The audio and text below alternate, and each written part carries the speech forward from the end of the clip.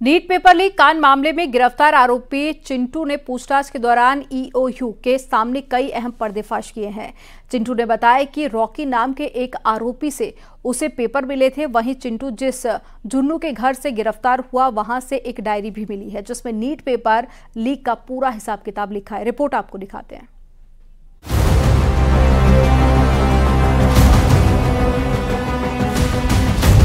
NEET paper leak कांड में जांच टीम को मिला सबसे बड़ा सबूत। मिल गई वो डायरी जिसमें है पेपर लीक से जुड़ा पूरा कच्चा चिट्ठा। सामने आई नीट की कलंक कथा के किरदारों की पूरी कुंडली। नीट पेपर लीक कांड की जांच कर रही बिहार आर्थिक अपराध इकाई को हर दिन गुनहगारों से जुड़े एक से बढ़कर एक सबूत मिलते जा रहे हैं। जांच टीम ईओयू के मुताबिक झारखंड के देवघर से गिरफ्तार आरोपी जुन्नू सिंह के घर की तलाशी के दौरान एक ऐसा सबूत हाथ लगा है जिसमें आरोपियों के गुनाहों की एक एक लाइन साफ साफ लिखी है। ये सबूत है एक डायरी। जी हां, जुन्नू सिंह के घर की तलाशी के दौरान मिली इस डायरी में हैंडराइटिंग काफ़ी खराब होने और जैसे तैसे लिखे होने की वजह से जांच एजेंसी को समझ पाने में दिक्कत हुई। लेकिन आर्थिक अपराध इकाई की टीम ने जो उस डायरी में पढ़ पाया उससे कई हैरान करने वाले पर्दाफाश हुए। इस डायरी में आरोपी चिंटू समेत अन्य कई लोगों का हिसाब किताब लिखा है, यानी पेपर लीक से जुड़े किरदारों की पूरी कुंडली इस डायरी में लिखी है। आरोपी जुन्नू सिंह के घर मिली डायरी को लेकर चिंटू समेत अन्य से पूछताछ चल रही है, लेकिन डायरी में क्या क्या लिखा है उसे जानना बेहद जरूरी है। डायरी में आरोपी चिंटू समेत कई लोगों का हिसाब किताब लिखा। डायरी में छात्र का नाम, परीक्षा, पेपर लीक की जानकारी लिखी हुई है। नीट पेपर के लिए 30 लाख से 55 लाख रुपए की डील हुई। इस बीच नीट पेपर लीक कांड मामले में गिरफ्तार आरोपी चिंटू ने पूछताछ के दौरान कई अहम पर्दाफाश भी किए। चिंटू ने जांच टीम को बताया कि कैसे पेपर लीक हुआ, कितने में डील हुई थी। चिंटू ने यह भी बताया कि उसके मोबाइल पर प्रश्न पत्र और उत्तर के कॉपी रॉकी ने भेजा था, जिसके बाद उसने पटना के खेमनीचक में लर्न प्ले स्कूल में करीब 35 छात्रों को प्रश्न पत्र और उत्तर रटवाने के लिए वाईफाई प्रिंटर की मदद से उसने पेपर की 10 से 15 कॉपी तैयार किए। यानी नीट पेपर लीक की कलंक कथा में रॉकी नाम के आरोपी की अहम भूमिका सामने आई। रॉकी रांची में रहकर एक रेस्टोरेंट चलाता है।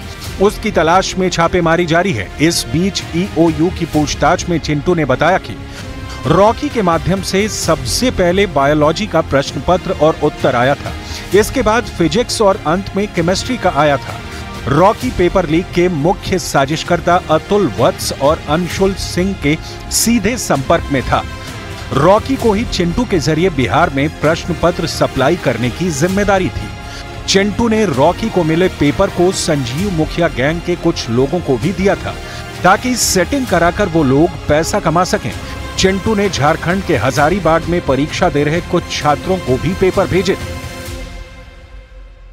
साजिश को अंजाम देने के लिए चिंटू ने 5 मोबाइल फोन खरीदे थे और अलग अलग कंपनियों के सिम कार्ड फर्जी दस्तावेज के आधार पर खरीदा था।